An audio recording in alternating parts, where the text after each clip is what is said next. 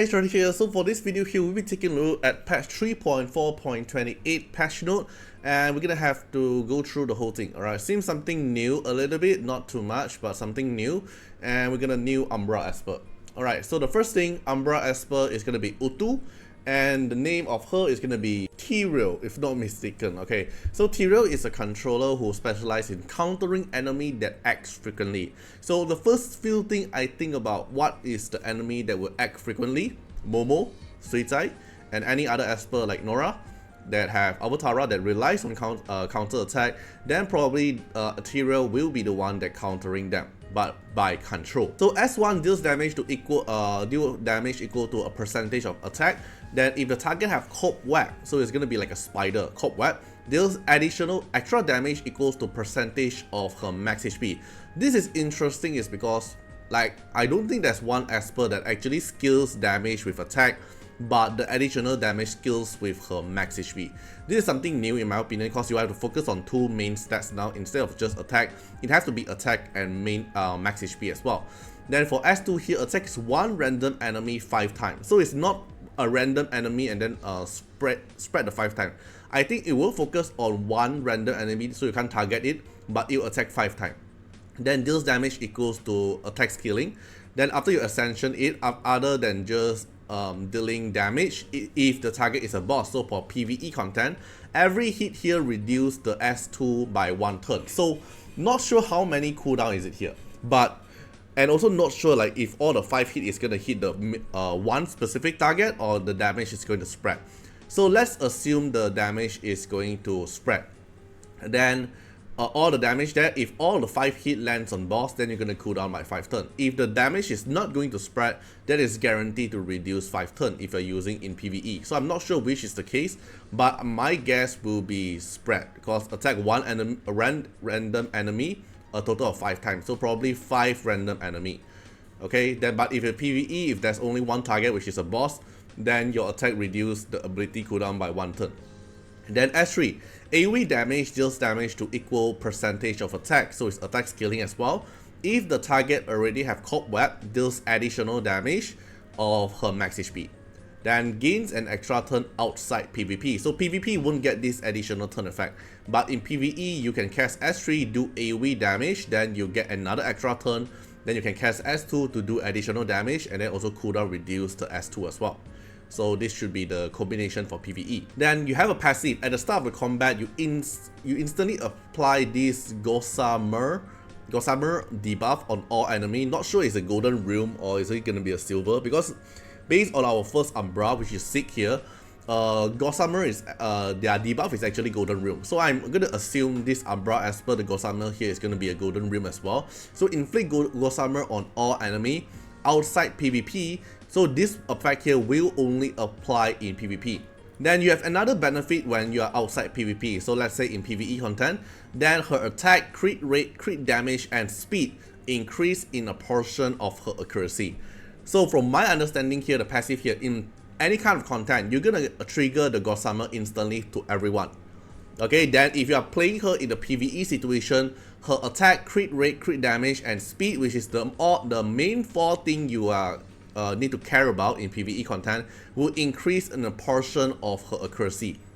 Which means if you want to play her in PvE, you want to focus on attack, you want to focus on max HP, then you want to focus on accuracy, and accuracy will give you attack, crit rate, crit damage, and speed. Basically, you're getting every single stats you need other than max HP.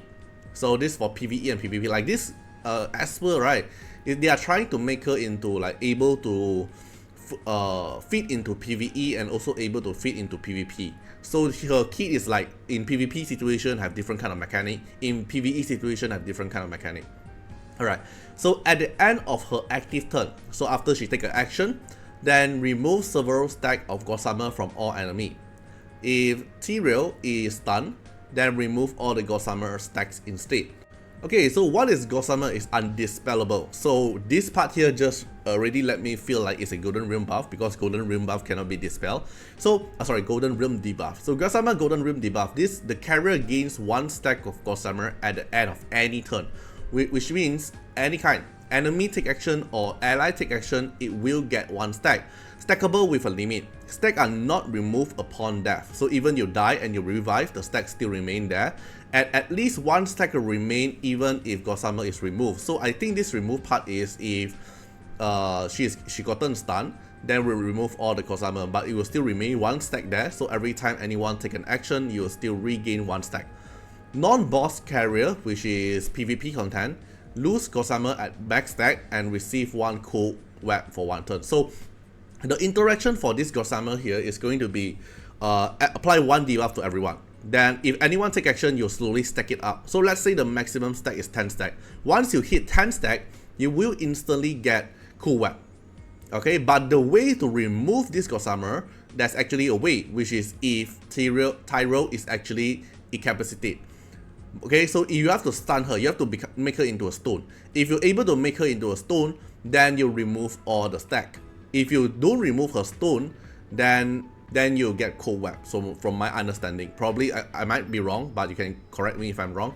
But based on my understanding, this is how her gameplay is in PvP content.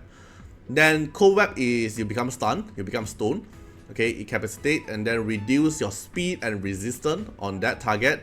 And most importantly, disable the carrier's passive effect. This is broken because there's no one that can actually disable Esper's passive effect.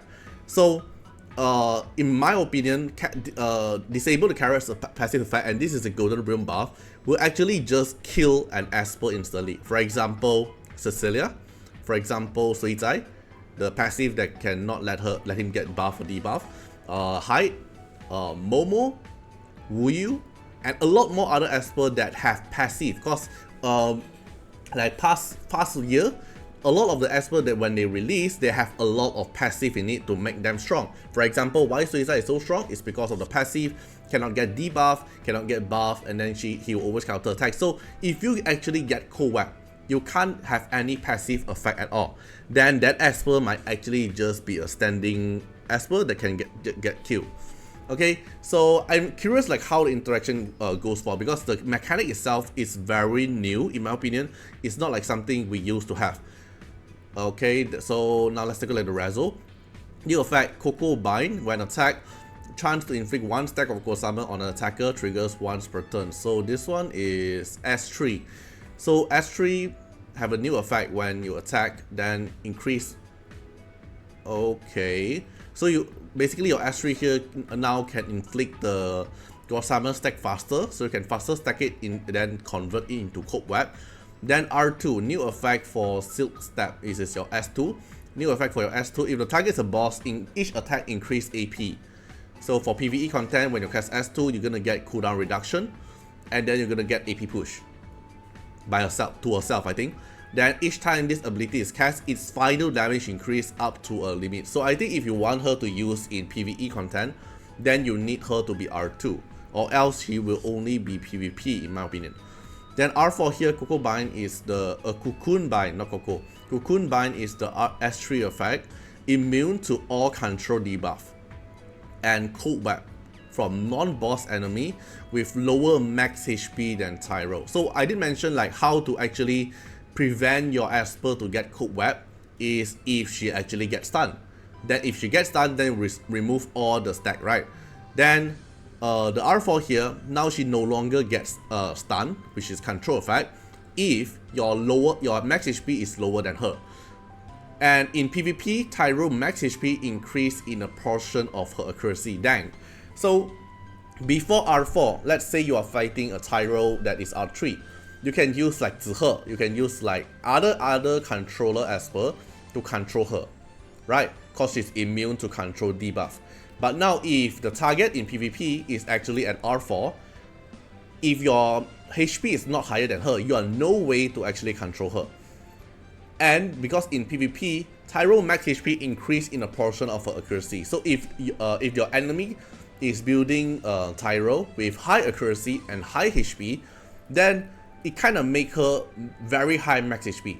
So I think the only way, if enemy is R4 and using R4 Tirrel, is using Pinda to increase your Zihe max HP and use a HP leader buff to control her away. I think that's the way to actually remove the debuff, is that if R4 is the case. So I would say R4 is where PvP, where she become like crazy broken in PvP.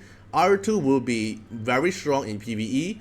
R1 here is something good for PvP. Then the base kit itself seems solid for PvP. Like, I think that she doesn't need the Rezo to be strong. Okay, but if you really want her to go PvE, you need the R2. If you want her to be broken in PvP, you need R4. Okay, but if you don't care about high tier, like if your tier range doesn't have like high Rezos Esper, then you don't really need to care about R4. Because Umbra Esper getting R4 is actually pretty expensive. Then for R6, Impel is your S1. Automatically has this ability to attack any enemy that receive cold web. Okay, R6 is nothing too impressive. It's, basically it's just some additional damage, because if the enemy get cold web, then you cast one S1 for free to do additional damage. Okay, so R4 isn't something too game breaking. I would say the game breaking part for PvP is R4, then for PvE is R2. So it depends on the playstyle. If you care about PvP and you are at high tier, then probably you want to target for R4. Alright, then for event content wise, we're gonna have Doomsday Horizon, Sandy Whisper. So I assume after Sandy Whisper will be Lost Sand, because the Drew event is not even done yet, right? So I think this one here will continue the previous one, the Meta Ollie and Meta Drew one, because it's at Debuy, still at Debuy, and then there are Sandy. So I think it's gonna connect with the Lost Sand after this patch. So we have Abyssal Trial, Joint Forces, and Memory Reef. I'll be making the Joint Forces guide for free to play clear, so you don't have to worry about it. And then we have Loyalty Chest. I think this is the same chest, right, if not mistaken. Fumitsuki, Yuran, Ife, I think it's the same chest. Okay, then the other is just a repeat event we always used to have. Then limited time event echo, the raid up, we have Bida and Fatima. Okay, the thing is, every time when they put a raid up, right, there's always going to have a synergize or connection between the current raid up. So the first thing I'm going to think of is Bida. Does Bida will actually able to synergize with Tirrel due to the incapacitate? Because Bida can actually do additional damage when enemy get incapacitated, right? So I'm curious, like if Bida can actually be workable now, since they put him at raid up. Fatima wise, I don't really think so. Then Ife is back, so if you're a player that trying to chase for R6, Ife is your time now. Then we have Yuran, then we have Tricky and Amir. So I think the only good one here is gonna be Elif. Bida wise, probably a potential in a Copian mode, Copian way. So we're gonna test this part for Bida 1. Then we have Ops Dispatch. Okay, this is something new. Let's see. The unit has released a new mission. Deploy the design Esper in daily challenge for a chance to earn okay, generous reward including gold record and Nexus crystal. Then we can also get the winning frame from the Burning Beat Feast frame design contest, right? So the frame are this one. These are the frame. So we're gonna get this frame in game. I have no idea if is it gonna be animated. I hope it is, but this is gonna be in game. And then the mean one is going to be in game as well, this Chinchu one. And then we're going to have this frame as well. We're going to have this few frame here for us to actually collect in game. Alright, the winning frame. And then we're going to participate in this dispatch event to actually get the medal and use the medal to redeem the frame. So we can use the winner's frame into our in-game. Then this one here is a lock-in event for us to actually get Ether Disc. So we can get Ether Disc for free. And I know it's not gonna be like as many as the previous one when they introduced Umbra and sent us a lot of Ether Disc in the mail. I don't think it's gonna be that much, but it's something, okay? It's something for us to save our resources. Ether Disc here. Then we have Scratch Off event. Then we're gonna have Championship event, but no new Championship Esper, right? It's just gonna get the coin. Yeah, it's just gonna be the coin. Alright, so basically that's it. That's it for the upcoming patch here. It's going to be a new Esper Umbra. In my opinion, the kit wise seems very interesting. I think she's a R0 Esper, but R2 for min-maxing PvE, R4 for broken in PvP. Then we have the repeating event, and then we have Read Up, and then we have a new event here to let us get the frame, and then we have some lock-in event for us to get the Ether Disc. Yeah, basically that's it. Right, feel free to comment down what you guys think about it, and see you guys in the next one. Bye bye. Special thanks for the direct support on the YouTube membership. So for the benefactor of Artiar, which is Trancan, thank you so much for your support. And for the supporter or patron of Artiar, which is Louis Schneider, Agni, Wang Tamer, Ziggy, Kamaruki, Sunwaltz, Rimu, Chani, Antonio Winterspoon, First Law, D&D, thank you so much for your support. And special thanks to the Super Thanks MVP, HMZ Riggs, thank you so much for your support. Special thanks for the direct support on the live stream super chat for the latest tag. Thank you so much for Code Wilderness, Calamity, Agni, Love Fatima, Fatima Little Underwear, Bloods, Riku Fred, Chani. Thank you so much for your support.